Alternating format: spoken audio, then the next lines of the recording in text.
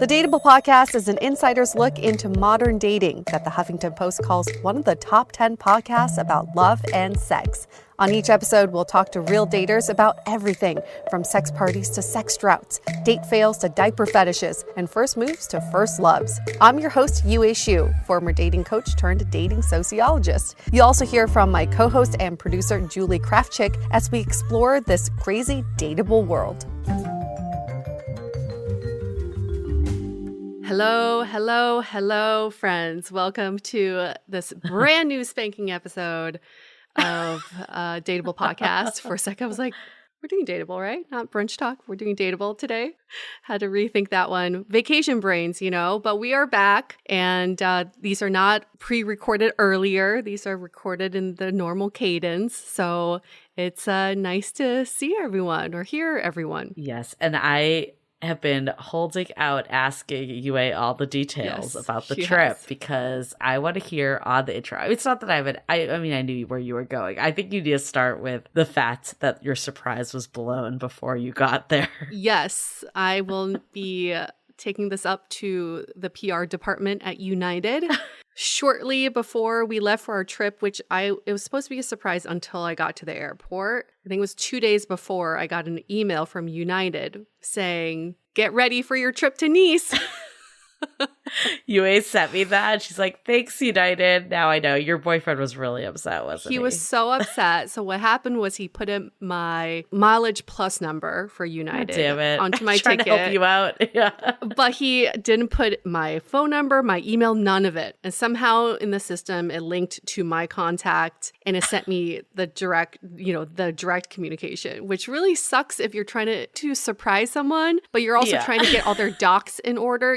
He's the one that put in my passport information, like everything on the back end he did right, but United went ahead and still fucked it up for him. So, but it was only 2 days before the trip. Thanks, United. Yeah. It wasn't too bad, but he was pretty pissed because we were really hoping for that moment of going to the airport, being like, which direction are we going? Well, it's like the rom-com that he envisioned. It just did not happen, basically. No, yeah. A rom-com gone awry.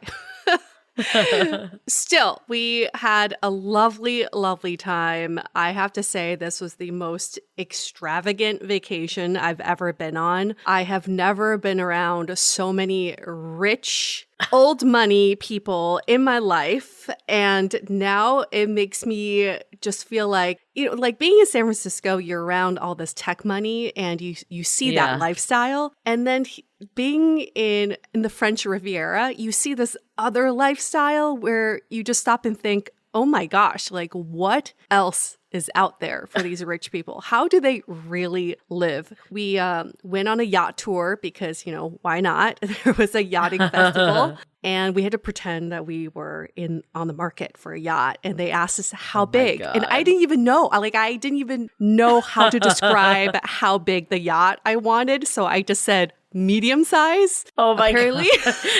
Giveaway that you're not supposed to be there.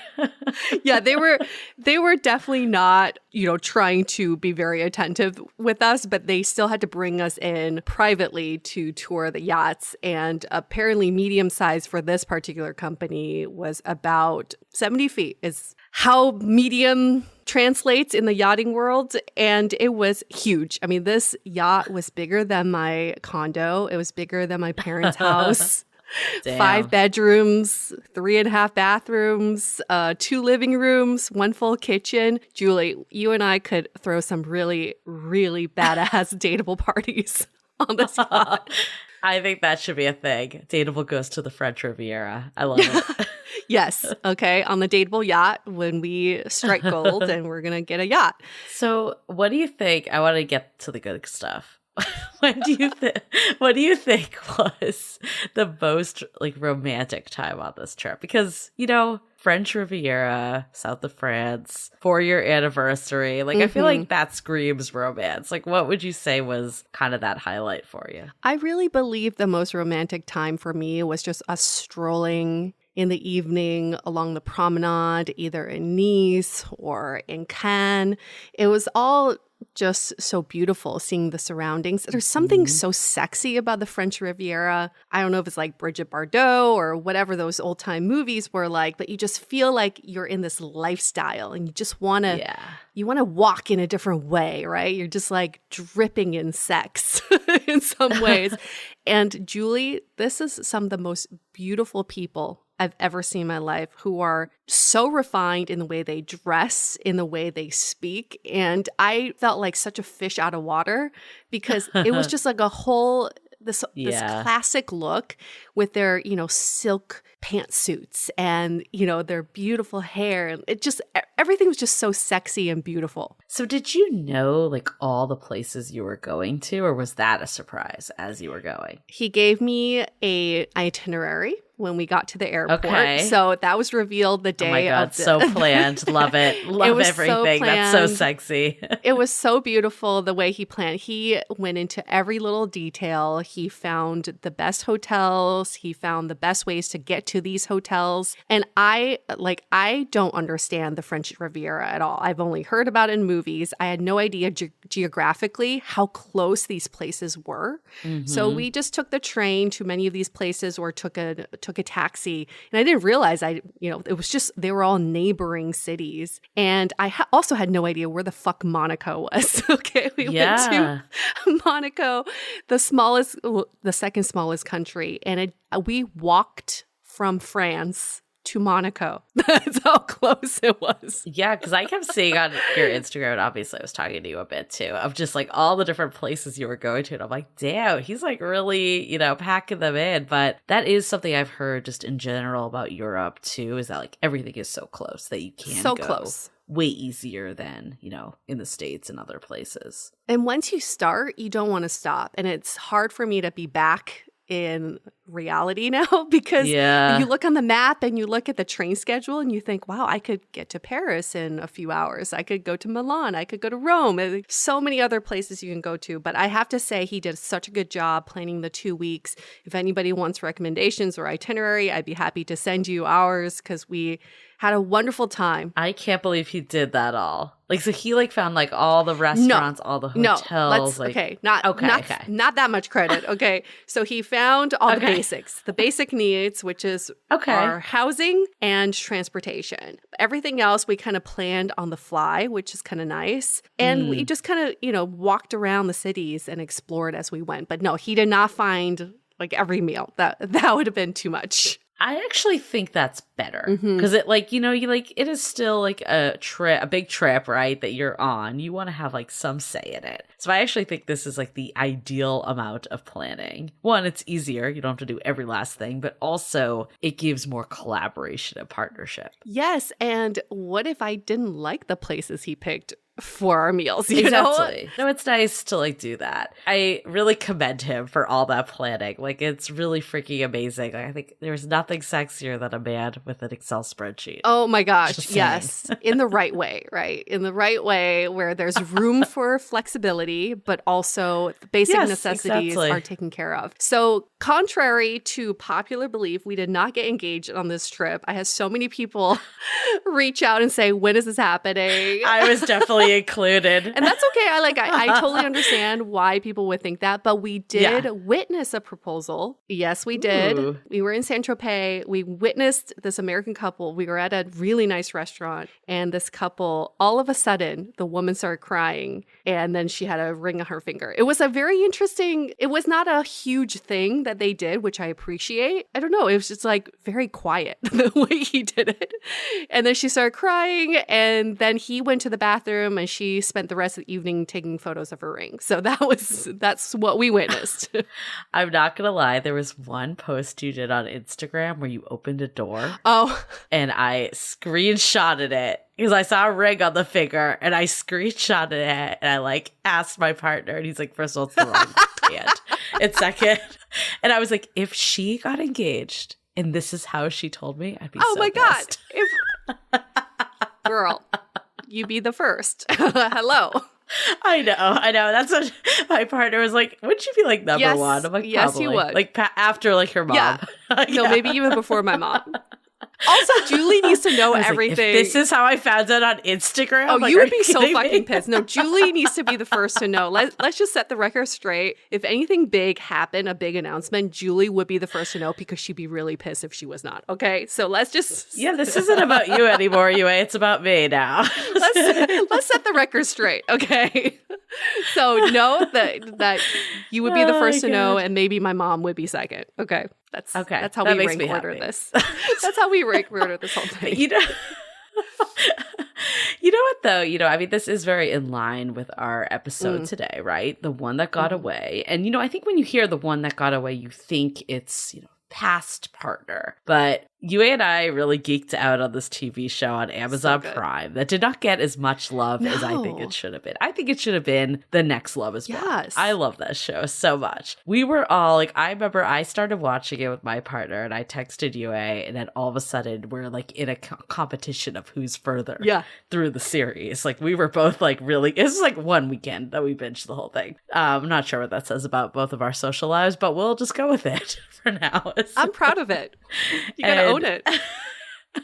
And we, love this concept of someone from your past, right? And because a lot of the people on the show, the whole premise of the show is there's this set group of single people that are like kind of the main people. And then there's this portal that brings in all these people from their past, and they get to rekindle things and see how it goes with someone that they maybe had this misconnection with. And a lot of the people were, someone that they maybe like knew in college or knew in high school, or there was a few that they only knew from social media. Those ones I think were maybe scraping the bottom of the barrel a little, but like a lot of them weren't. Like there were some exes. There definitely were some of those, but a lot of them were just these people that, maybe you had a partner when you met them, and you just like things didn't line up and timing didn't line up. And when you think back on it, I mean, the reason why, one, obviously it's the episode this week, but like that is your story. Yes. Like you and your partner knew each other for what was it, 8 years before? Wasn't it like something? Yes, 8 years. Crazy like that? Yeah. Like, and it's like, it just didn't line up because you two were in different places in your lives, maybe in a relationship that, the timing just never corresponded until it did. And it is quite the concept because we're always looking for new people. We're always filling our funnel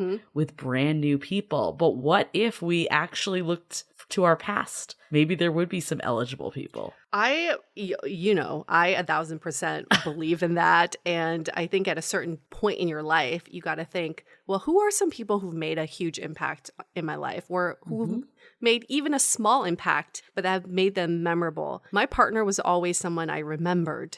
He made an impression on me, and nothing big happened. Like we didn't hook up, we didn't exchange phone numbers, but he just did this one thing that night we met that made me remember him forever. In the middle of this club, it's like midnight. He came over, he leaned down because he's much taller than me, and he said, "Are you having a good time?" And to me, I just felt like so taken care of in that moment. And it was very indicative of who he is now as a partner. He is someone who is very caring and takes care of me. But I just love this concept of thinking about the people who have made an impact on your life. And if you haven't watched the show, and you're probably wondering, should I listen to this episode? 1,000%. I think it would actually make it pretty fun for you to listen to this episode first and then go back and watch the show. Yeah, I mean, I think this is such an applicable topic. And, we also talk about, too, like, what's the difference of these people from your past where there are all these, like, commonalities versus people on the apps that are essentially strangers, and ways that we can also bridge the gap. So I definitely think this is, like, a no-brainer episode for everyone, whether you've watched the show or not. I'm also happy that we have Vince and Yurika, who were two of the, I don't want to call them contestants, but I guess they were contestants. Yeah. And they were an Asian couple. And I remember you texting me and being like, I'm so glad the Asian guy is the heartthrob on the show. And we definitely dive into that in this episode too, of just, that isn't the norm, unfortunately. And it's such a great thing that this show totally normalized the leads being of all ethnicities, of all sexualities. Like there wasn't like one lead per se, but many that hit hit different diverse metrics. Yeah, and he's so good looking. He's so wise and so introspective. He is, to me, the show portrayed him as the lead because he embodied what we're looking for in a partnership. And what will be very fascinating for everyone to hear in this interview with both of them is what compelled you to go on this show? What made you want to look for someone you've already met versus going on these dates with people that you don't know, these new people? And I think the moment for both of them will be something kind of eye-opening for many of you listening, and hopefully inspire you to think about what is going to compel me to look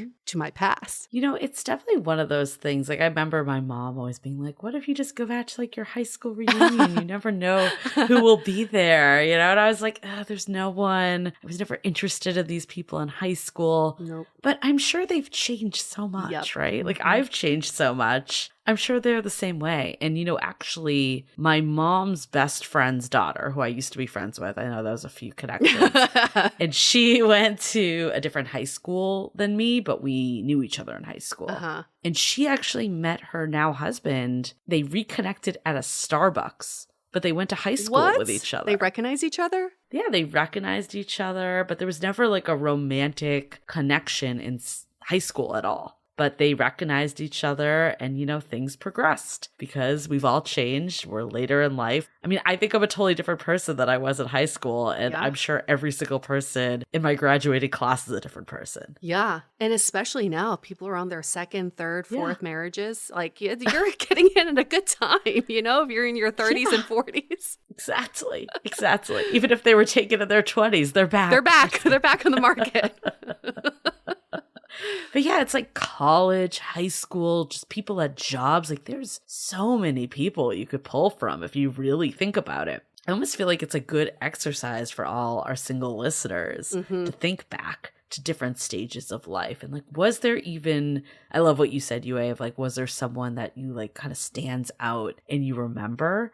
But even like maybe the people you don't super remember, like just going through their Instagram or Facebook now and just being like, what are they up to? Especially if you live in an area nearby, but even if you don't, you never know who made it to your area. Right. Yeah. And you'll hear this from Vince too. He did not see Eureka in a romantic way in high school because he was always in a relationship. When you're always in a relationship, you don't see the people around you in that light. No. But then you can when you're single. It's weird because like there was this, when I first moved to San Francisco, I remember I ran into these two guys from high school and I actually didn't even remember them because they were like a year younger than me, but they recognized me and came over. And one of them, I wouldn't say I had like a relationship with him, but we did like have kind of like a friends with benefits situation for a bit. And it never amounted, it was actually one of those rare friends with benefits that I like really didn't get feelings and he didn't either. But I think because I was like in a new city, there was this familiarity about him that, you know, like really was comforting. And we talk about that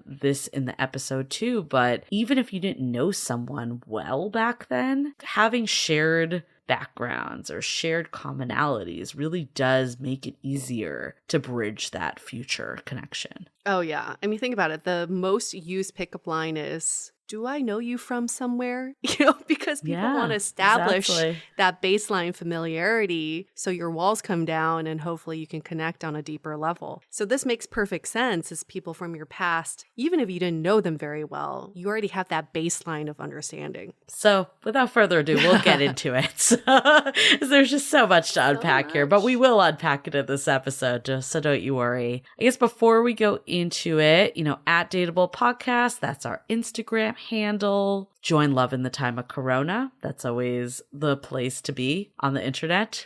And share this with a friend. You know, we've all had that one that got away or the one we're still thinking about maybe a few years later. So share it with a friend. Sharing is caring. And before we get into it further, let's hear a few messages from our sponsors. This episode is brought to you by Topic.com. Do you know what's a good way to escape the challenges of dating? How about indulging yourself in some true crime stories? We're excited to introduce Topic, the only streaming service that handpicks its programming for the viewer who values high-quality international true crime, mysteries, and thrillers. Some of my favorite shows have been Catching a Killer. It gives viewers this unprecedented behind-the-scenes access to real-life homicide investigations. Each episode covers one major crime investigation from start to finish. It's raw and voyeuristic, just the way I like it. Another show I really like is called Dark Woods. Inspired by a real-life case, Dark Woods follows a police officer's 3-decade search for his sister who disappeared. Topic streaming service has critically acclaimed true crime docuseries as well as scripted shows inspired by real events, all for the low price of $5.99 a month. Topic is the streaming service you need if you're a true crime head. Entertain your dark side. Topic is offering a special deal just for our listeners. Subscribe at topic.com and get 50% off your first 2 months with the code DATEABLE. Save $12 now when you sign up with the code DATEABLE. This episode is brought to you by Drizzly. Community is always worth celebrating. The same goes for the businesses born within them. And with Drizzly, the #1 app for alcohol delivery, you can find the biggest selection of Black-owned and women-owned beer, wine, and spirits brands. Then get them delivered in under 60 minutes. Now you can sip with purpose and explore brands that are shifting in industry while amplifying voices often left unheard. Find your new favorite drinks while supporting the diverse stories that make them great. Show your support and raise a glass to the spirit of representation and belonging, all while discovering incredible drinks with stories worth celebrating. Just download the Drizzly app or go to drizzly.com. That's DRIZLY.com to start sipping with purpose. Okay, let's hear it from Vince and Yurika.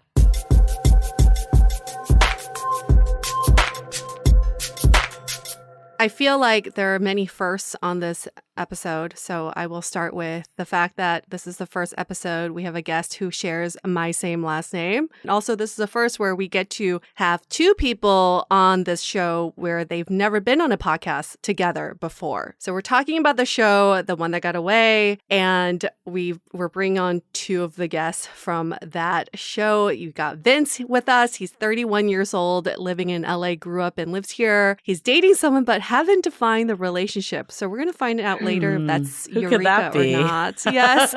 We will have Eureka joining us later in the episode, but first we just have some one-on-one time with Vince. So welcome to Dateable, Vince. Thanks for having me. I'm excited to be here. Well, we love the show, as we've said to you. And Obsessed. I think just first and foremost, what was going on in your life that made you decide to go on this show at that time? Oh my goodness. Well, so they actually started casting, I guess it was last year, early spring, and I had just gotten out of a 3-year relationship like winter. And so during that time, I'd just started downloading the apps again, the dating apps. And I was using some old photos because I gained a lot of weight during that 3-year relationship. And so during that time, I was just working out, trying to look like my old photos and just, giving dating like a second chance, and was swiping. And then, I actually never thought about doing reality TV. I've always watched it, like kind of a guilty pleasure, especially during the pandemic when we had nothing else to do. I watched some reality TV, and then I got reached out to through the dating apps by a producer and asked me if I ever wanted to be on reality TV. And they told me the premise, and I was like, oh shoot, this is a super cool premise. I felt like, what a part of reality TV people sometimes feel is that, how realistic is it? How realistic is it when people actually fall in love on TV? Because you're only there for so long and you're meeting these strangers, right? Like, how can you really develop these feelings? But I thought, well, especially about this premise is that these people that are coming to date us aren't strangers, right? They're people from our past, like missed opportunities. And I was like, oh, that sounds so much more like, I don't know, like it just feels more personal, feels more realistic that something could actually develop there. So I was like, you know what, I'm going to give this a shot and see where it goes. I was also in a super long-term relationship, so I've had a lot of misconnections, I feel like.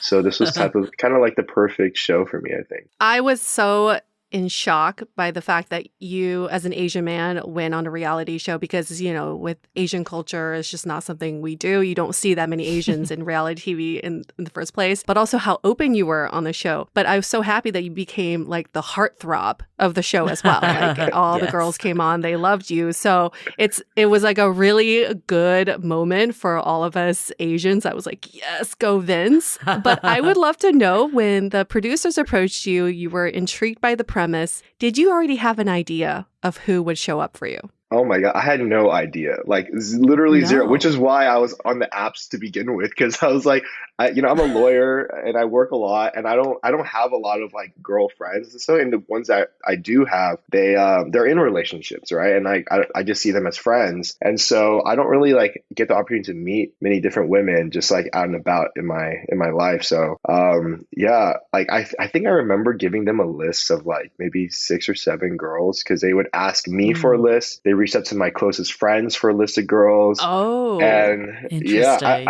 I think I put on my list just like girls that like, I thought of on the top of my head might show up, because I was like, even if you guys like me, if you guys can't find girls to date me, I'm not gonna get cast. So I just like, I was like really worried about that part of it. And so they went deep into like my Facebook friends, Instagram followers, and just started messaging people, DMing. I would get random DMs from girls that are like, Vince, like, is this a scam? Like, what is this? Like, people are reaching out for a reality show, and it's so odd, but yeah, that's actually what happened. Yeah, it's either crypto or reality TV. Exactly. Those are the scams of the moment.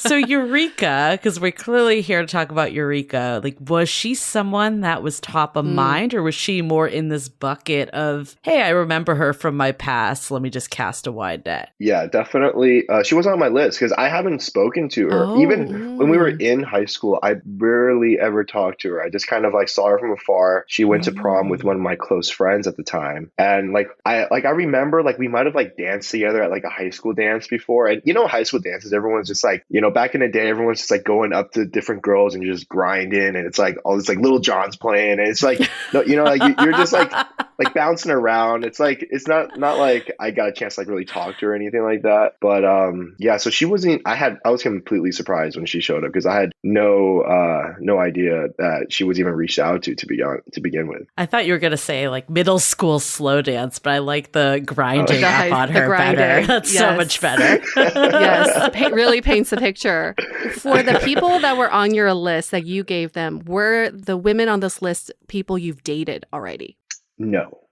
So Okay. I actually didn't really date much. Like I said, I was in a 9-year relationship. And then right after that one, I was kind of single for a little while. I dated maybe like a couple girls. And I think I did put one of them on my list. And then I got into a 3-year relationship right after that. And then right after the 3-year one was, boom, the show. So like I really haven't gotten a chance to date that many people. So I didn't have like those like options, I guess. So you said that you were doing dating apps for a bit, not that long because of the show. But with dating apps, clearly it's new people that you're getting introduced to, and a lot of times very random people. What are your thoughts on the benefits of connecting with someone like Yurika, for instance, that you knew but barely knew, versus someone that's totally new? Oh my gosh. Like I have so much to say about this, because I really feel like when you're on the apps and you're just swiping away, it becomes really like formulaic. You're looking at the same things, and it's like even when you go on these dates, it feels like, you're talking about the same things. It's really hard to find that spark, right? And it's hard to really give each girl the attention and the energy, really, the emotional availability and vulnerability to connect with it. So even though you might meet an amazing person, if you're not there,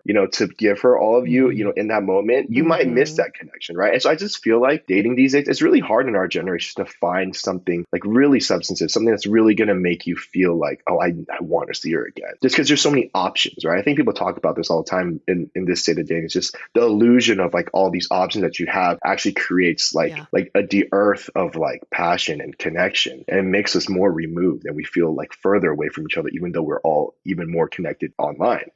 So I feel like because of this like context that I have with her, this history, I felt like when she showed up, I already knew her. Like we grew up in the same hometown, like we were both from Palos Verdes. It's a small little suburb. It's like a little bubble. And like I always tell friends that whenever I meet people from PV, like we instantly click. Like it's like I can always find like some common ground, and we just have this like connection. And so with her, it was that same type of feeling, like because I knew like even I know her mutual friend, like we have a lot of mutual friends. I know her high school friends. She went to prom with one of my closest friends. So it's like we have that connection. So I already knew that we would gel. It was just a matter of like building it, and letting the pieces fall together. But I knew that the potential was already there from the get-go. You know what I mean? Right. That's what was so intriguing with the show too, because I think if it was just past relationships, that'd be one thing of giving them a second chance. But there's so many people you encounter that you like barely know. So it's really interesting that you got that second chance with one of those people. Yeah.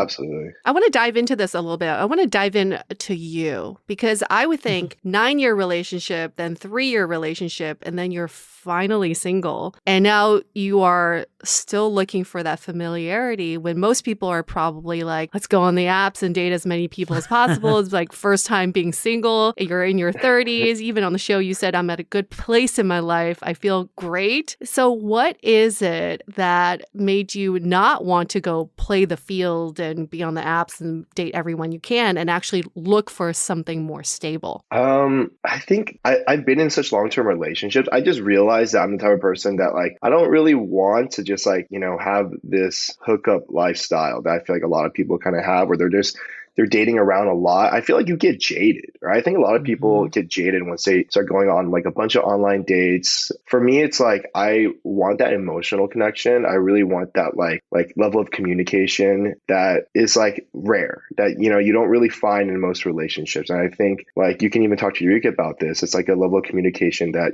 she kind of sees us developing too. And you can't really just get that. You have to really be emotionally available and pour that out. And it's hard to do that like constantly. And even you see me on the show when I'm dating all these multiple women, like I think at one point I said like I'm emotionally drained. Because even though like, I had like maybe 4 girls come, but each one I'm trying to give them like all of me. I'm trying to give them like a fair shot each time, and like really open up myself. And it's hard. It's really hard to do that. And so online dating just feels so like, I don't know, it just feels so taxing, and just like, so it just drains me, I guess. Like I've been on the apps, and when I was on the apps, I think I literally had more casting calls than I did dates. I actually got reached out for another show before this too. Dating and so in LA, it was just like, I don't know, I was on it just to, kind of see, more like a curiosity thing. Yeah. But I wasn't really like going on that many dates. I would like begin conversations and they wouldn't really go anywhere. And I feel like that's really common. People spend so much time on these apps, and, the return is not necessarily that great unless, you're really like both people are on the same page. And that's rare. That's rare on the apps, like to be at that place in your life where you guys are looking for the same thing. And even just like, being at the same place in terms of like communicating and wanting to meet up, and, with all the logistics and getting your schedules together, that's tough. Like as a lawyer, like I already find it tough with my timeline, with my schedule, let alone like with my emotional availability. It's just so much that like the stars just kind of need to align. And plus, like once the show reached out to me, I was like, oh, thank God, like I can delete this app. Like, I was like, oh, sweet. Like I just put a pause on dating. Even when I just started interviewing, I was like, you know what? I'm just going to like not date at all and just like see like where this goes with the show. Even if I don't get it, then I'll download the apps later on. But like, yeah, even during the whole like first interview, I already like decided I wasn't going to do anything on the apps anymore. I was committed to this process. I was going to really try to get on the show, and then it worked out. Hey, it's like your own matchmaker, right? Reality TV shows. Matchmaker with people you already know. Yeah. You know what's funny though is I do remember you feeling overwhelmed on the show and being at the point of, I can't let multiple connections develop. And I really do appreciate that you are such like a one woman type of guy. I think that is rare in today's world, and it's really refreshing. I guess like you had a lot of people come in, and you and I remember us commenting that you almost had like the best matches, I feel like, of people that it seemed like they were the most promising in terms of a connection. How did you decide that you were going to double down and focus your attention on Eureka when you had some other options emotions too. Oh my gosh. Yeah, like from the get-go, even just I remember when Manoush came first and then Yurika came second, just deciding between them two at that point was so difficult. I had so many scenes that didn't even make it on the show where I was just like weighing out the pros and cons. I was like, oh my gosh, like Manoush checks off all these boxes and like she might check off more boxes than Yurika, but then like I was able to Yurika just like it has that hometown feel. Like I feel so comfortable around her. Like it just felt so easy. And I feel like you can see it even on my dates and on screen, like just like the connection that we had. It was just fireworks. It was fireworks. And you know, it may be like I was talking to Yurika about it too. I was like, maybe it's because our like date, like the setting of it really facilitated us getting close. Whatever it was, like that moment on the first date when you see us like slow dancing and like kissing, that will like always be a memory that I'm really fond of. Like that I think back to that like all the time, and like it really brings back feelings because it was just so emotional. I was like, oh my gosh, like this is like the most surreal and perfect moment. I can't believe I'm living in this right now.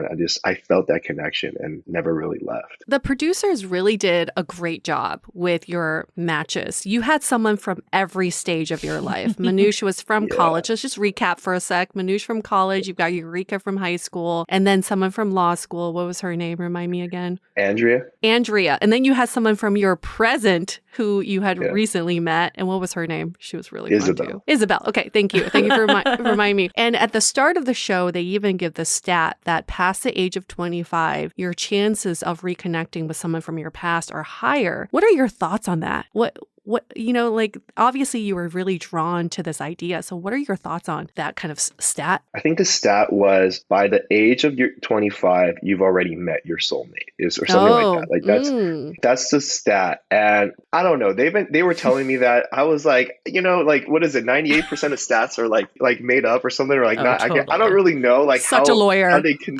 I don't know how they conduct this study, you know, because I don't want people over 25 to be like, oh, you know, I'm fucking doomed. Like, right. I don't know.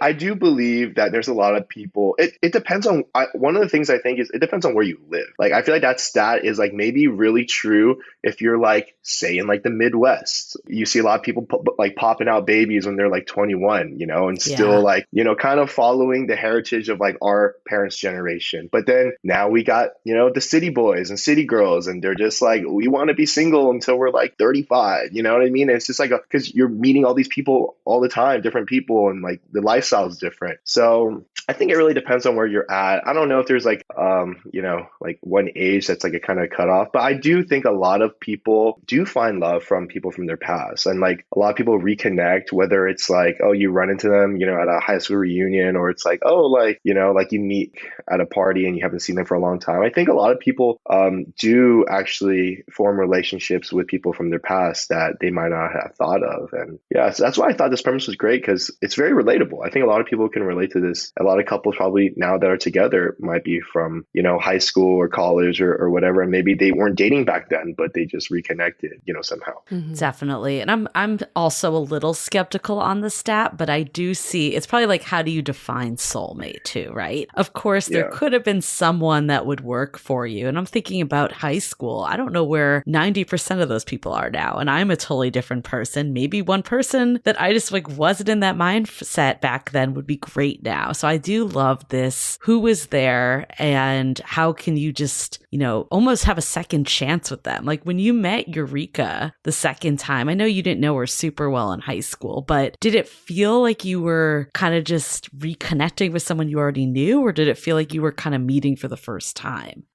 That's an interesting question. If it did feel more like I was reconnecting with somebody that I already knew, I think because we were in this environment where like it was so like foreign to all of us, it felt like we were in a completely different universe. Like we were cut off from the outside world. We had no cell phone, no internet. We were meeting all these people for the first time, the producers, the castmates. And it's like we were each other's like one connection of familiarity, right? Like because we didn't know anybody else. So it's like when we were together, it just felt like, oh, like, you know, at least we have each other type of thing. And so and it did feel like there was more of a familiarity, and I feel like the environment really set that up for us. Yeah, so I would say more so the former. But in terms of like the conversation, right? It's like I didn't even know what she did for work, right? I didn't know like where was she even really living? Like I didn't know those basic things. So in terms of the conversation, right, it did feel like I was just learning a lot for the first time. But then you guys also see me like I asked a lot of like big questions, like heavier questions, I guess, that people don't typically ask on like a first date. And I think Yuri even calls me out. She's like, because I asked like, oh, do you want kids? And she's like, is that a normal question on a first date? Those type of questions, I think normally in the outside world, I wouldn't ask that on a first date. But given this environment, right, like I'm not even sure if I'm going to have a second date with her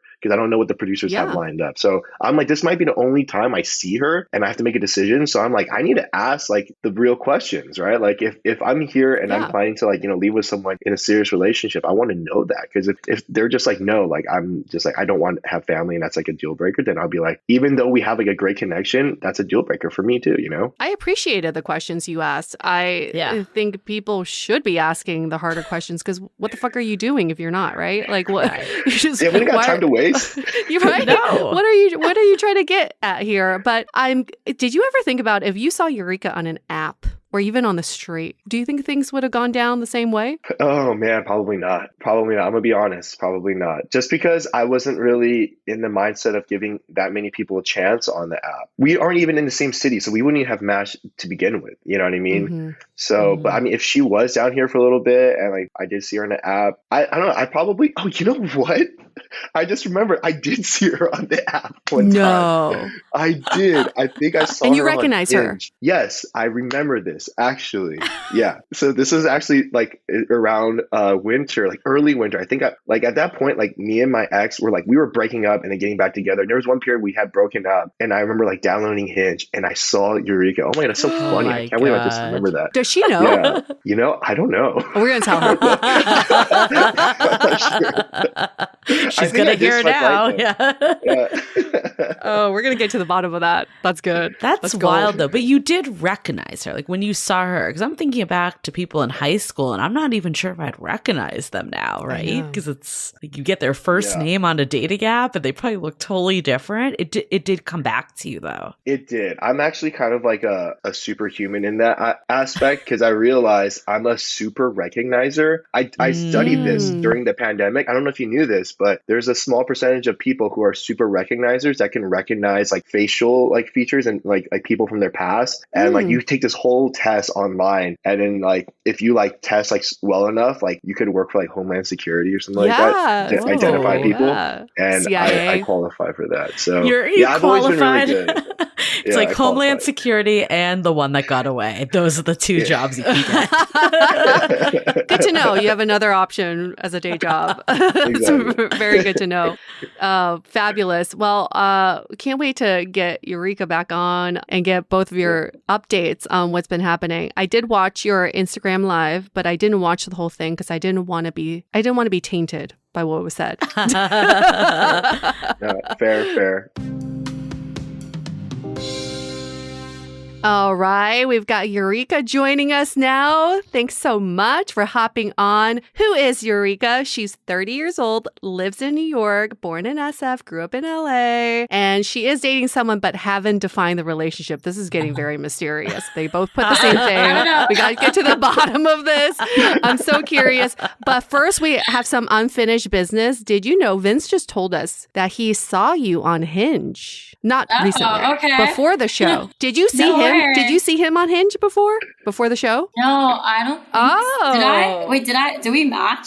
I don't remember if I matched or not with you, but I remember seeing it. I remember swiping right. But I'm pretty sure I downloaded the app like really fast after that. So how many years ago was this? Like this 15? Was like before the show. Like right before like the show? Maybe like not right before the show. Probably around like I don't know, like August. Oh, I was in LA during my birthday right before the show started. And I was single back then. So maybe I changed my location to LA to see what the population was like. But you didn't see Vince, though. I don't think I did. And if I did, I feel like nothing would have happened because I don't really like the dating app. So I actually despise dating through the dating app. Do you think you would have recognized Vince on the dating app? Probably, but I don't usually talk to people on the dating app. Like, I would just probably, like, what I used to do is, like, I would match with people, but never talk to people. So.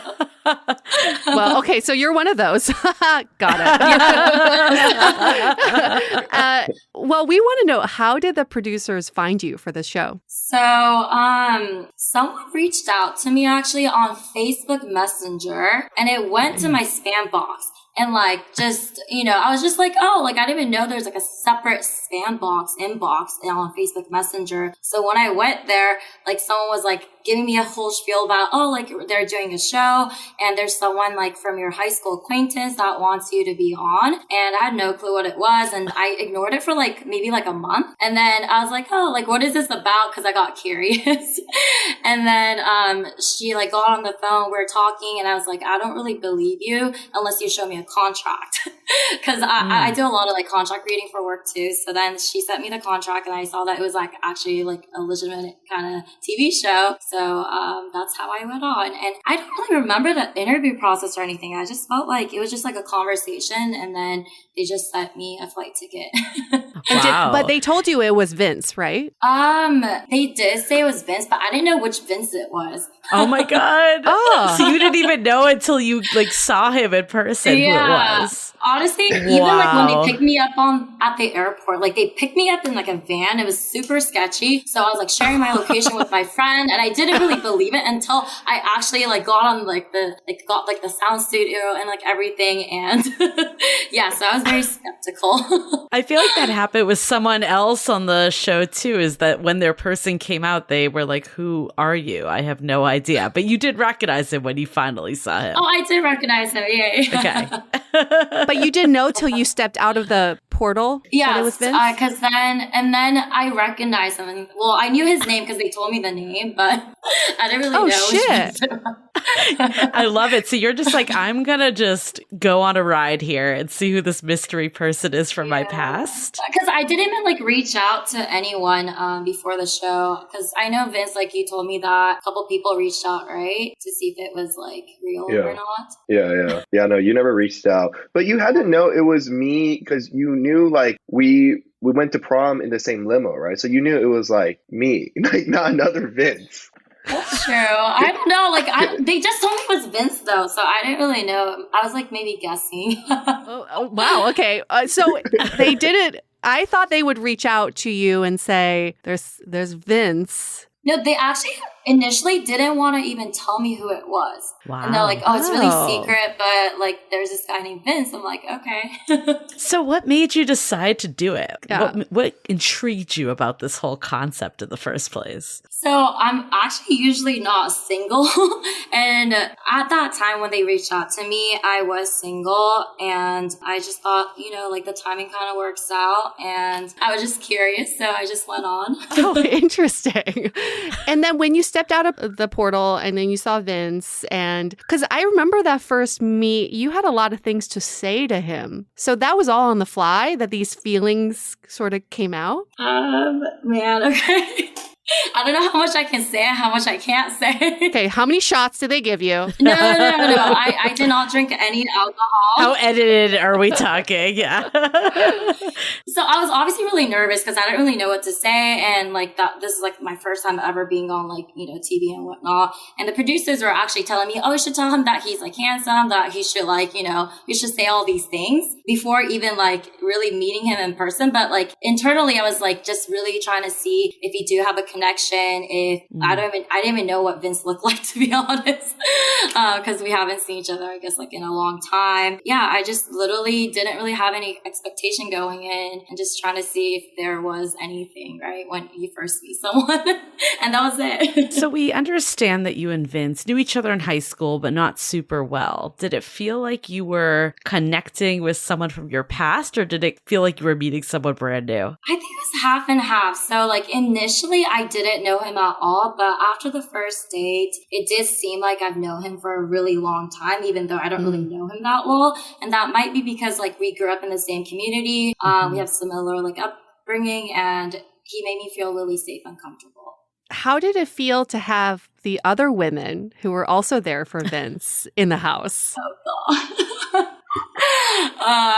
So I'm usually not that competitive a person, and especially I have such a good like girls code. So if any of my friends were to go for like the same guy, I would immediately be like, no, you can have him. Like, I don't really want to compete or anything. So it was definitely weird living with someone who was dating the same person. And especially like couple scenes like made me really uncomfortable. So when they were shooting the hot air balloon ride, when I came back to the house, they told me that Isabel saw. I had no clue that happened. So I actually sat her down after I came back from the date and told her if it was in a real life situation, I would have never like let her see that scene. And I just felt really bad for her in that situation too, because I just know like what it feels like to be in that situation too. And it just sucks, right? So yeah, very uncomfortable and not usually what I would go through.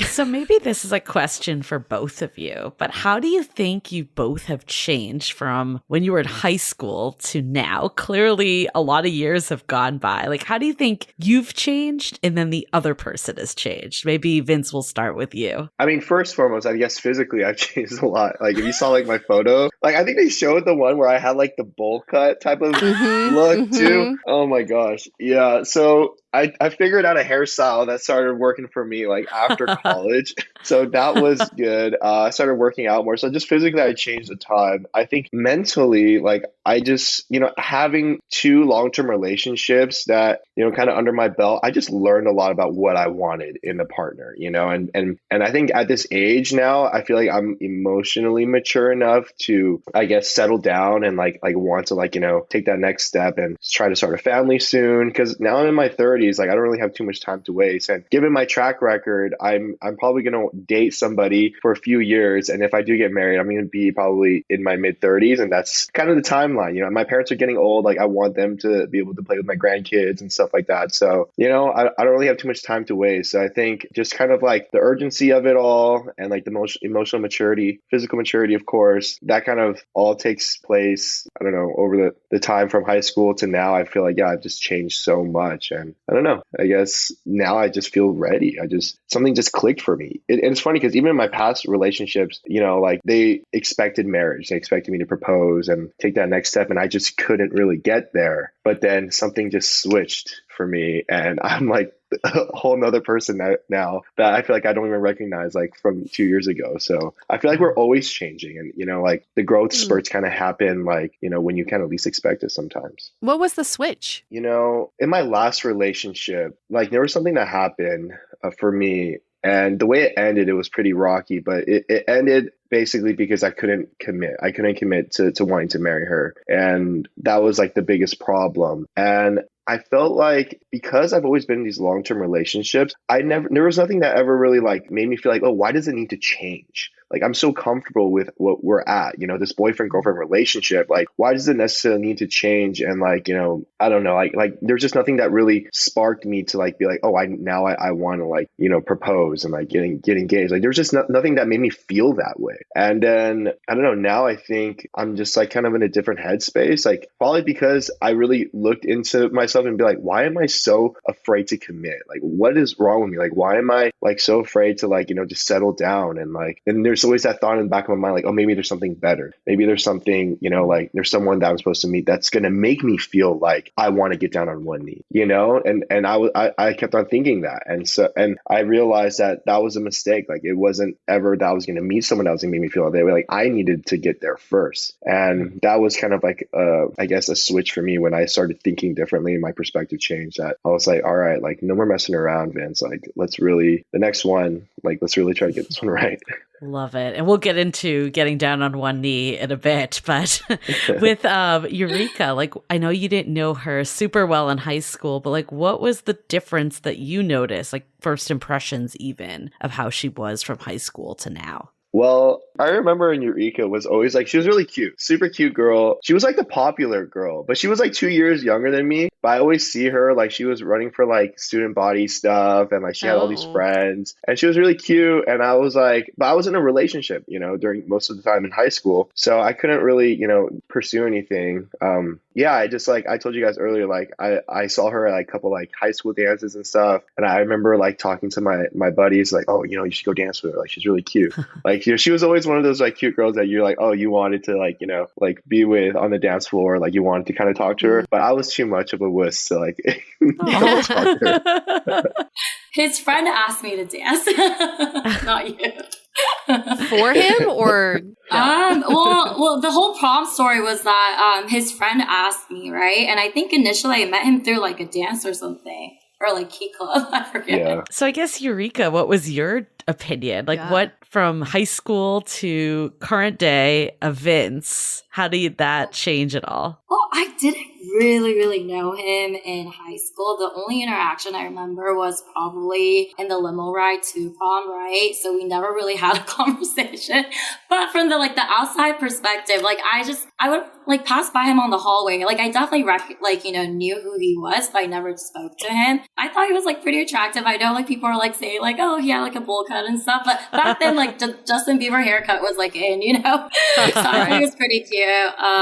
But yeah, like never really spoke to him. But I think from other people, I heard he was really funny. But then on the show, I was like a little bit surprised because I think he was a little bit more serious. Mm-hmm. And then in real life, actually after the show, when we like got to know each other, I actually think he's like really funny. So kind of changed like throughout the stages of how we gotten to know each other. And how have you changed? Yeah, so in high school, obviously, well, my parents are living in the States, and right now my parents live in Japan. So all my family and relatives live in Japan right now. So I feel like my mom was like a stay-at-home mom. I was like really dependent on her, and we were really close as a family too. But I think I was not as independent as post, high school, I would say. Because like in college, like I think that's like when I got outside my bubble. Because like the community that we grew up in, Palos Verdes, is a really like a bubble. It's very like nice community. Like, you don't really experience a lot of the bad stuff outside of the world, I think. So in a way, I think post high school, I think I became like a very strong, independent person. And I didn't really depend on like having my parents make my decision for me, right? So I was able to be a little bit more decisive about what I wanted to do in the future, and my career and everything. I think I was able to guide that through on my own because I didn't really have my parents' guidance for that. So, What are you looking for? Are you looking for a relationship, marriage? Where are you at right now? Mm-hmm. Yeah. Well, I always thought I would get married before 30, but now that I turned 30, I feel like, if I find the right person, obviously I want, I want to settle down and be married too. But at the same time, I think all these other important aspects of my life, like career-wise too, I need to also be able to get there too. So I think of it as if I find the right partner, not like a relationship, but someone that we can both grow together and really make each other better. I think I'm ready I want to settle down. Let's hold that thought for a few messages.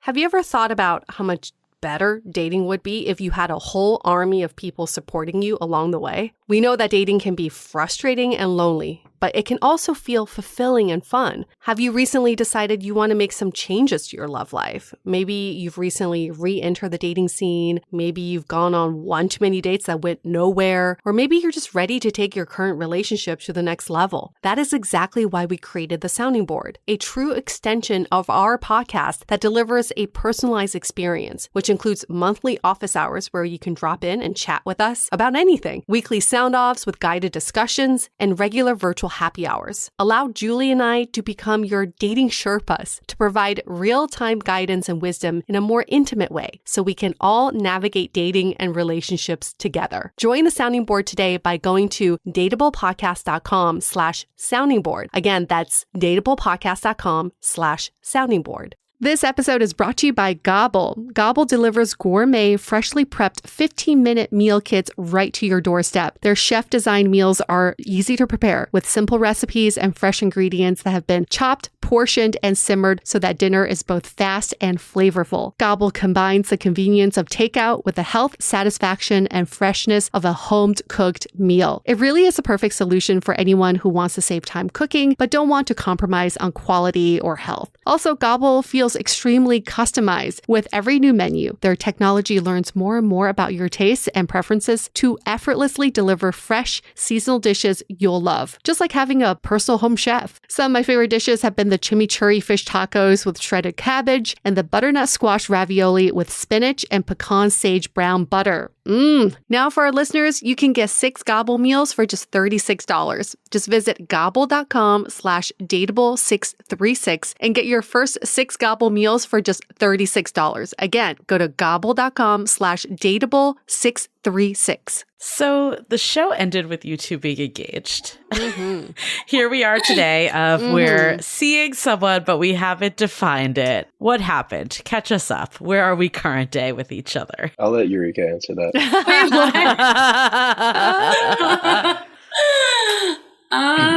So right after the show, as you guys know, like we split up and, the show was filmed almost a year ago, like last summer, and we did not speak for a good year, I would say, for like 10 months, I would say. And when the show came out, for me, all the feelings that we used to have during the show definitely came back. And I've always wanted to kind of talk to him because I don't think we ended on like a good note.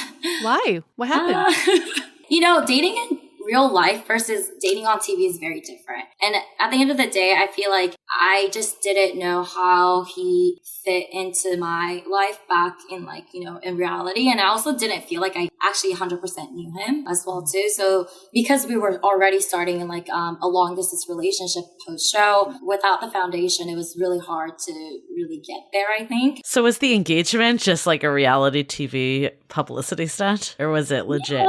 It was legit. At that time, everything felt right. Like I would say, I was there. I hope you were there too. Because, nothing was forced.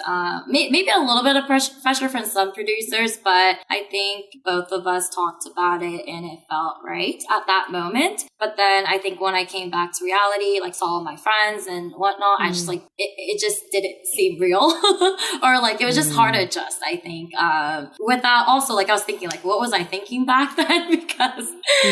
Yeah, I just didn't really know how to navigate that, and it was definitely such an abnormal relationship. No one can relate to that, right? So it was really hard. We've always wondered, how do feelings develop on reality TV? Because it's such a bubble that you live in, and you really don't get the irony of reality TV is that it's not real. You're not in the real environment. So watching you two evolve, the feelings did feel authentic, at least from my perspective. Can you tell us a little bit about that? Was there true feelings of love that really developed throughout the series? Yeah, 100%.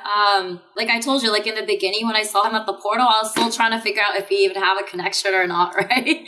But then, I don't know, after the first date, it just seemed that I've known him for a long time. And I think my feelings definitely developed throughout the whole filming process as well too. They didn't show a lot of it because they only show parts of it. But I just remember during the pool party, actually, I know they didn't show how Vince was comforting me, but he actually pulled me to the side, and we actually had a talk, a really long talk, actually back in his room. And I was about to leave because I'm not really here for the drama. I didn't really know what I got myself into.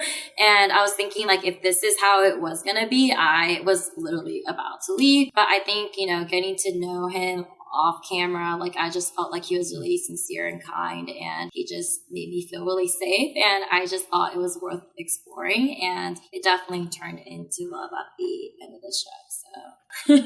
Got it. And then clearly sparks kind of reignited when you watched the show and remember the connection. Vince, tell us about that. How did you and Eureka connect once the show aired? 10 months you're broken up.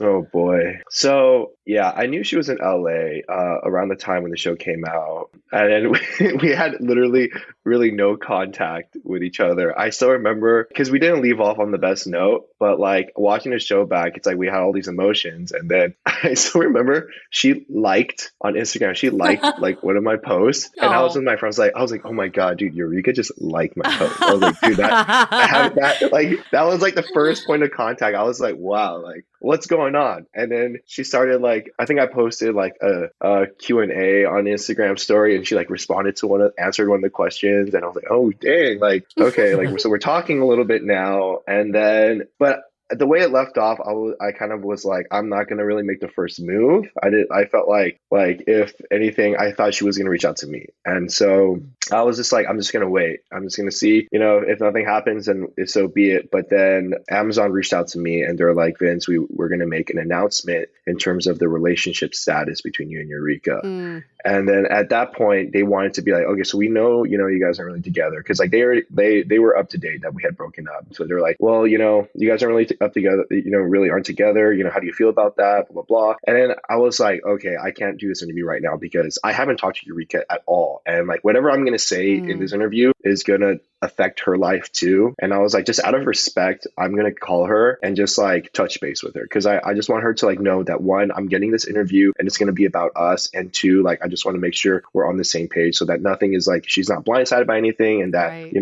When we start talking to the press and people, in public about it, that we are like kind of, on the same page. So I remember hanging up that phone interview and then texting Eureka, be like, hey, I got this like interview thing about us. Can I give you a call? And then that same day, I called her after work, and I think we talked for, I don't remember how many hours, but it's funny because it was like on her birthday too, and I had no idea it was her birthday that day. I thought he had texted me because I thought it was my birthday, and he wanted to wish me happy birthday as well as like, catch up too. But yeah, he totally forgot it was my birthday. Oh shit. And I was in France during that time having like a girls trip, and but at the same time, I did want to reach out to him. So when I was in LA, I debated for a really long time if I should reach out to him, but I just got kind of scared and I just never did. And then right after LA, I flew to France for like my birthday.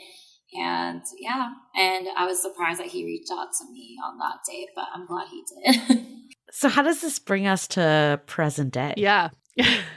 From my perspective, so we had a really good phone call. Like that was like honestly really heart-wrenching, and we just got a lot off our chests. But there's so much that happened that we needed to kind of unravel. But the way we left off that conversation was, let's see where this goes. There's still obviously still feelings. Like we both felt it on the phone call. I don't know, like we just had a lot of long phone calls, and some of them were like really like fun phone calls that we're just like, so happy to finally talk again. And like, how's your day? Like, how's your friends? How's, everything going on? Like reconnecting. And it just felt so good. And a lot of it was also rehashing some of the heavy things from the past that we needed to talk about that, really affected our relationship, and, maybe uncomfortable things that we didn't want to talk about, but, we did. And like, there was nights where I'm literally parked right outside the gym, just in tears, like talking to her. And I'm just like, okay, I'm not going to the gym today. Like, there's just those nights that we just had so many of these real authentic phone calls, and we wanted it to be real. Like we didn't want to just be together because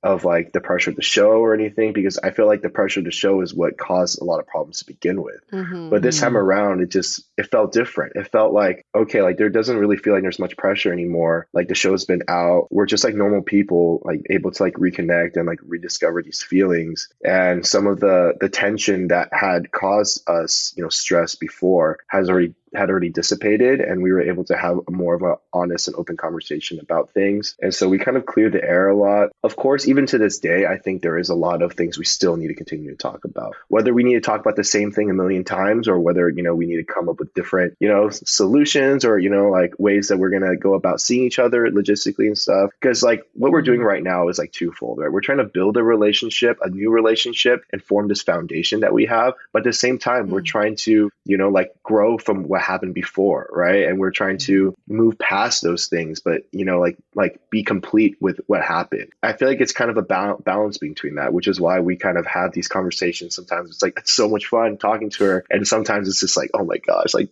we're both crying, like what's going on? Aww, literally, we had a phone call wow. like the other night where she called. I think we talked until like it was like daylight for her, and it was like 3:30 in the morning, and Wow. it was Like mostly 7 just a.m. supposed to for be me. yeah, 7 a.m. for her. It was just supposed to be more of like a good night call type of thing, make sure she got home safe. And it just ended up being one of those conversations where we Wow. just kept on pouring it out. And it's just, once it happens, we just, we wanted to just keep talking. And I think we're both on that same page where we do want to hear everything and put it all out because, there's a lot in here. We're both water signs, it's like we have a lot of feelings that.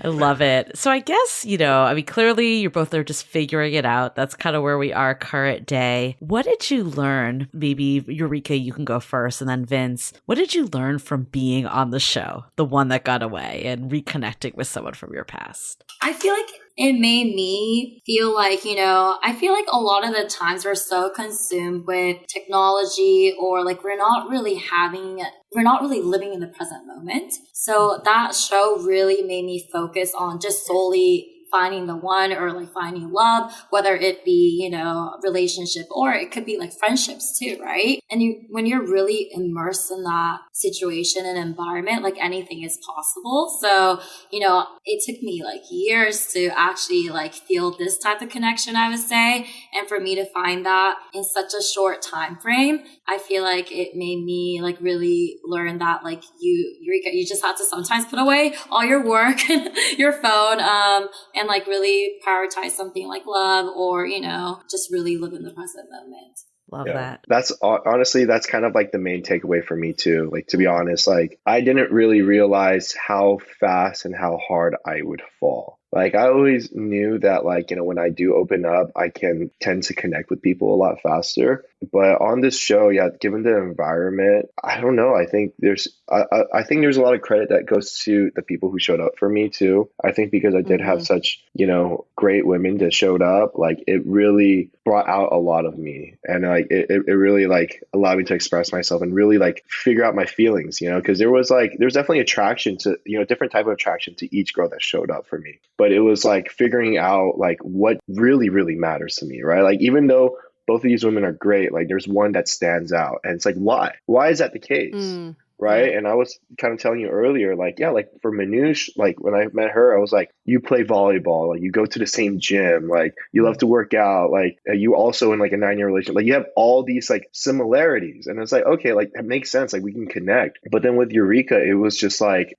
it's so hard for me to even describe to you. It was just, she felt the emotions. It just felt so right. Like when you dream of like the sparks that you want to have for somebody that you just like, you can't really describe, but you just know that when you kiss them or that when you first looked at them, even that their scent makes you feel a certain way. Like it's just that feeling of so captivating. It's just special. And that's what we all, I feel like, look for in our lives. That's like, where do we find that? And it's like, you don't really look for it. And when that moment happens, it's undeniable. And so when that happened for me with Eureka, it just like, I couldn't explain it. I was like, remember I had an on-camera conversation with Nigel. I was like, look, like, yeah, Manoush checks all these boxes, but man, but Eureka, man, like, it just makes me feel this way that I don't even know how to say in words. Yeah. And that, to me, that's it. And that's why, like, for me, it's like when you're on like the dating apps, right? You're looking for all these things to check all the boxes, but you're hoping that the spark is there. And, you don't really like, that's ultimately what you're looking for. You can't find the spark through, like common interests and things like that. Like that spark just naturally happens when you're with that person in that moment. And when the stars align and, that perfect firework goes off, then, you're able to look back and it's so beautiful that we are able to relive that. We can watch that, you know what I mean? Like, and I feel like that's such a special thing. Like during filming, one of the things I was most excited for was like, man, I can't wait to rewatch this with her. That was like one of the things I was thinking because I was like, man, that was so beautiful. It's so romantic. We felt the spark too. I had a crush on Yurika. after the show. It's like, there's something about her. So something very special about her. I do want to touch on, though, just being Asian American. You could probably add more to this too, but we talked about this a little up top of what this means, being in the media, being Asian American. Like, what do you think was kind of maybe the most rewarding part of representing on a show like this? Yeah, representing for the Asians was like a big, big thing for me, because I still remember when I first got casted, I was wondering if I was going to be like the token Asian guy, like just for like diversity purposes. I had no idea what role I was going to be placed in. I thought like, oh, there's going to be a bunch of like super handsome doctors that like, are I don't know, just like, I just kind of needed to meet like their diversity quota. I was like, maybe that's me. But once I showed up and then I realized like, wait, I'm like the main romantic lead. Yeah. Like I was just so surprised. Yes. And I've always thought like there needs to be like an Asian bachelor, or like there needs to be more Asians in reality TV, because we're starting to see that now, right? In 2021, 2022, we've had like Crazy Rich Asians with Henry Golding. We've had like Shang-Chi with Simu Liu. We're starting to see more Asians in media. And I've always thought like, well, what about reality TV? Because, we can see this on screen, but if it's not like, if it doesn't really hit home to people that to see that, no, it's realistic for Asian men to be desirable, like I always thought someone needed to play that role. I never thought it was going to be me, but looking at it now, I'm really glad that I'm able to do that, because I feel like my life does represent, pretty well for Asian Americans. Like, I'm relatively like, you see the girls that came from me. I literally, each person was from a different cultural ethnic background, right? I think Manoush was like Persian, Yurika's Asian, then we have Isabel. You had the UN after you. I had the UN, right? Yeah. I had the whole thing. So it's like, for me, it's like my life has always been really diverse, because growing up here, and I feel like a lot of people aren't used to seeing an Asian man date different types of women, let alone, like dating on relationship show, to begin with. Like, I feel like people in the Midwest probably don't even see Asians all that often. So I think it's really cool to finally being able to showcase that, and seeing, now me and Yurika, like having this like on-screen romance together, like being able to see what kind of like what Asian love looks like, and how we express our emotions to each other. And I think that's so special. And hopefully that continues on, that we start seeing more and more Asians, applying. I just feel like people aren't really applying. People that are Asian aren't really applying, which is why they had to reach out and find me. Mm-hmm. We're so not used to seeing Asians on screen, so we're not applying. We don't think it's possible. And hopefully now, when more people seeing us on screen, they're like, wait, maybe I can do it too. And then they start applying, and then it just becomes, hopefully we look back 10 years from now and we'll be like, yeah, 2021, 2022, that was like the year, the timeline that things changed. And now it's like very common for us to see Asians in leading roles, in romantic leading roles. I really hope so. Just to add to that, well, personally, like I have a lot of girlfriends who watches reality TV shows. I love watching Bachelor and like Love is Blind and everything, but what it lacks is like diversity, I would say. And especially like, we don't really see that many Asian people, like let alone like leads, or even like people who make it till like the end, right? So for me, like it was also like kind of neat to be in that setting and have other, like a lot of my friends watch the show too. And they're able to say, yeah, like I was able to relate to you, or like have other like, people from like the same background kind of say like, yeah, like I was able to like see these type of dating that's like, like, because I would say I was raised very traditional, like very Japanese. So I'm very non-confrontational, and we don't really express love in a very expressive way. So I hope that, they took that as like, even though like it's really uncomfortable for me to do, I was able to put myself in like some situation that was uncomfortable for me. But then I hope other people can see that, and, that they can see that, they can do it too. If I can do it, a lot of other people can. So love that. Well, thank you both. This has been such an incredible conversation. And, there's so many takeaways that we both had from this. I think my biggest one was date like you're on reality TV, but don't have a relationship like you're on reality TV. And I think the reason why is I love this, seize the moment maybe I only get one date with this person. And the reality is that's what happens in dating app culture too. You might only get one date. So ask the big questions, be present, like take it all in. And I think we talked about it of being in the mindset. Like if you're just mindlessly going on dates, swiping, it almost like don't even do it in the first place. Like if we're going to double down and use any dating apps or methods to meet people in the world, like if we go in with intentionality and wanting to be there, wanting to be open, that sets us up so much better. But then the maybe don't have the relationship like a reality TV is that we still need to let things progress and not feel rushed to make decisions and really get to know each other. But I do love there is this feeling of home that we're all seeking. That's ultimately what we're looking for in dating. And with the one that got away, essentially you're creating that. It's definitely inspiring for people that to know that they could go and look at these people that might have been in their past, and we don't always have to rely on meeting new people. I also think we can apply that to meeting new people too. Of course, it's harder to find people on apps like that, but I think Vince, like you had this comment of, we're not going in with that mentality, but like what if we went into the mentality instead of seeing all of the things that we connect on that are superficial, all the interests and all that, and how do we start to kind of make each other feel like we've always known one another, that feeling of home, of whether it's connecting on values or just the type of background or childhood you had. I think those are the things that gives the familiarity that really helps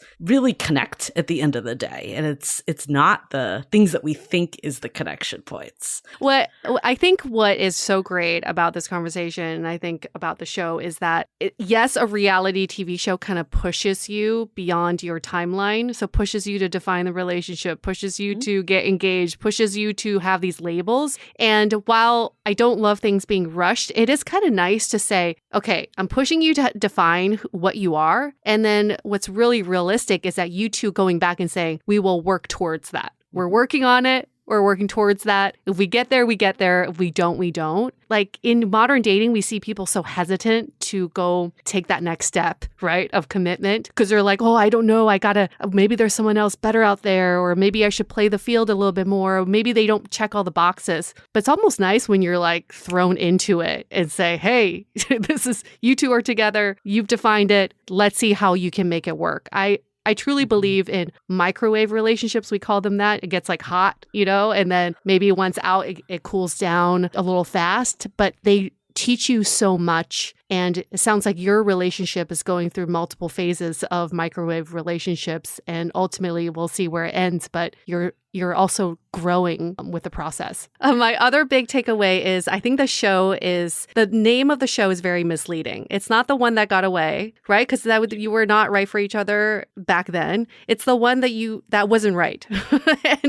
and the way we can look at our past is not like, oh, the gold standard, or like, I wish I had dated that person. I think we should always be looking forward. It's like, how do I have a new relationship with someone from my past? So I'm going to bring it back to me because I'm really excited to say this, is my boyfriend and I are from our past. We've known each other for 10 years and we didn't start dating till 4 years ago, and today's our 4-year anniversary. So I truly believe that people from your past, under the right context, can be your potential soulmate or the Mr. Right Now, which is what I truly believe is like, you never know, with people from your past. And I do believe in the magic of tapping into that. Congratulations. Thank you. I know. Yeah, my boyfriend's like, awesome. Tell them that it's our 4-year today. I'm like, I will. He loves the show too. He also got into the show, yeah. He did. He's obsessed. So did my partner as well. Yeah. Cool. Well, thank you. This has been such a great conversation. We look forward to hearing how things, progress with you both. But it sounds like overall, you both have learned so much from this experience and are just so much more equipped to be in this relationship now. So we're so happy to hear all that. Thank you so much for having us. Thanks for doing the first podcast for us together. Yay! Like, this is really Yay! So many firsts on this show. And for our listeners, if you want to give us a first as well, that is giving us a rating and reviews in Apple Podcasts. Your first comment, your first 5 stars means a lot to us. And we're going to wrap up this episode. We'll add your social media handles in our show notes for people to follow you all. We're going to wrap up this episode. Stay dateable! The Dateable Podcast is part of the Frolic Podcast Network. Find more podcasts you'll love at frolic.media/podcasts. Want to continue the conversation? First, follow us on Instagram, Facebook, and Twitter with the handle @DateablePodcast. Tag us in any post with the hashtag StayDateable, and trust us, we look at all of those posts. Then head over to our website, dateablepodcast.com. There you'll find all the episodes as well as articles, videos, and our coaching service with vetted industry experts. You can also find our premium Why series where we dissect, analyze, and offer solutions to some of the most common dating conundrums. We're also downloadable for free on Spotify, Apple Podcasts, Google Play, Overcast, Stitcher Radio, and other podcast platforms. Your feedback is valuable to us, so don't forget to leave us a review. And most importantly, remember to stay dateable.